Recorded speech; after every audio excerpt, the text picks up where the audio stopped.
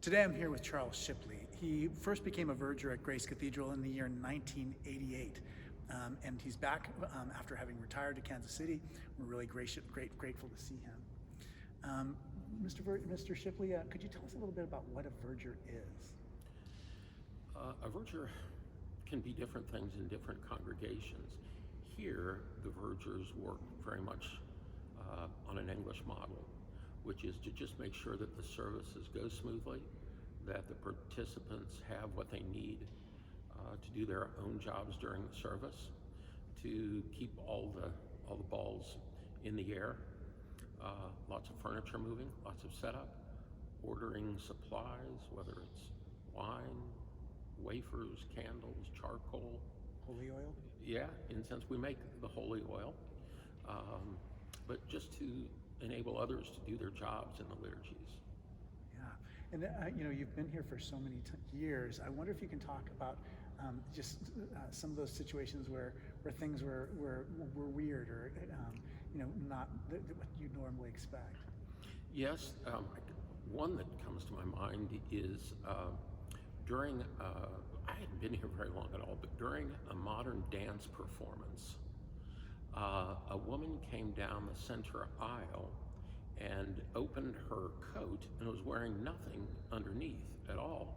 And at first we thought this was maybe part of the modern dance thing, and then realized no, it wasn't.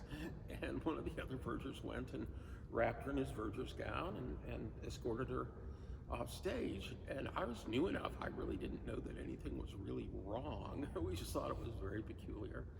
That sort of thing happens frequently. The verger's job is to minimize any disruption, to make sure that the person who might be disturbed or whatever is cared for and is safe, and to, just to minimize any disruption. Yeah, it's really helpful to have, when you're acting in the service, to have somebody be able to take care of things, because it's distracting when the celebrant is, Another thing that happened not long before I retired, during the 11 o'clock service, I'd gone back into the vestry for a moment, and one of the ushers came and said, "We need you out front now." And a man, during the Eucharistic prayer, just made his way down the center aisle and was kneeling on the stone floor in front of the center gate. And I had never seen him before, but I figured, well, you want to adopt the same position as the person you're dealing with. So I knelt beside him and said, "Hi, my name is Charles. I just want to make sure you're doing okay today." And he said, "Oh, yeah. And I said, "Well, would you make your communion with me?" So we went and knelt at the altar, received our communion together. I've forgotten the name that he gave me, but I said, after the service, one of the clergy will be happy to talk to you. And he said, no, I'm okay. And so we made our communion together. It was an honor for me to be able to kneel next to someone that I didn't know and who might, been in a little distress. And then he wandered off.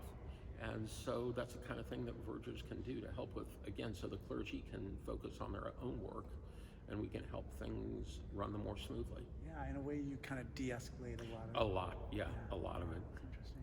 What is the history of vergers? Like, when did the historical record on vergers start?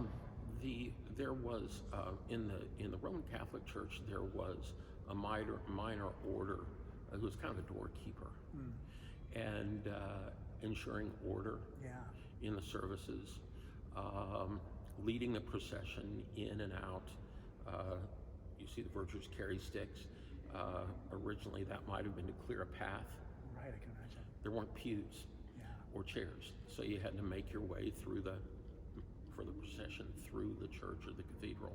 But then it became more about, dealing with the liturgies and the services. Yeah. What are some of your happiest memories of being a verger at Grace Cathedral? Well, it's not anything really big. I would have to say that for most vergers, having the honor of inviting people to come into the larger life of the cathedral is primary. If you're walking through the cathedral on a Tuesday or Friday, one thing that we always do is to say, "Do you have any questions I can answer for you?" Frequently they'll be, "Oh, is this a Catholic church?" Or, "I'd like to see a priest," or whatever. And you can give them a quick answer. Well, the great honor is then that next Sunday to see that person in the congregation, and maybe what you have shared with them helps them come to church, just come to church, wonderful thing, and become more involved in the life of the cathedral. Yeah. And just asking that open-ended question, do you have any questions I can answer for you? It's a little bit like Jesus saying, come and see. Yes. Yeah, service is 11 o'clock on Sunday. And just say to people, see you in church. So yeah, but there are also glorious things, Christmas Eve, Easter Day, maybe singing your favorite hymn, hearing the boys' descant, soaring over something, or just coming in early in the morning. The sun is coming through the rose window in the back, and having just a couple people here. It's all wonderful. Yeah, it's a beautiful place, and that's always strikes me so much. Yeah, I wonder if you can talk about any like famous people or any guests that you have that you can particularly remember over the years. Well, over the years, Desmond Tutu was a frequent visitor. The Dalai Lama. One morning I was here in the North Transept, and a man with this kind of bushy beard, a little bit scruffy looking, came shuffling in, and it was the retired Archbishop of Canterbury, Rowan Williams. Then he came to the 12:10 Eucharist. Robert Runcie, another retired Archbishop of Canterbury, came to the 12:10 service, and afterward I asked him why I was here, and he said, well, that his wife likes to do her shopping in San Francisco for Christmas. Okay, fair enough. Sandra Day O'Connor was wandering through. We've done some celebrity weddings, which are always a lot of fun.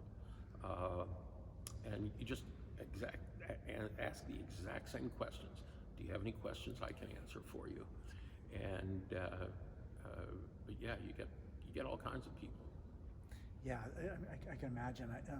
It's an extraordinary place. It just draws people to it. Mm-hmm. Yeah. As you think forward to the future, there's going to be future vergers and future deans. Mm-hmm. What kind of advice do you have for them as they equip other people so they can do their jobs? The verger's job should be pretty invisible. Visitors to a cathedral or parish where there are vergers will say, hey, what's the guy, who is that person, who's that guy, that woman, what are they doing? And then after that very first question, you should kind of fade into the background. Just making sure that, it's certainly not about the verger. It's about enabling other people to do their work. I remember when I was in college is when you first arrived here. Yeah. And I always looked up to you, and I always associated you with Grace Cathedral. You were kind of a symbol of Grace Cathedral for me. And it was such an honor when we first started working together as a team, and I'm so grateful for all that you taught me about how to be a dean. That's very, very kind. Very kind. It was very kind for you to say. Thank you very much for watching. My name is Malcolm Young. Thanks for watching More Good News. We're here in San Francisco, California at Grace Cathedral.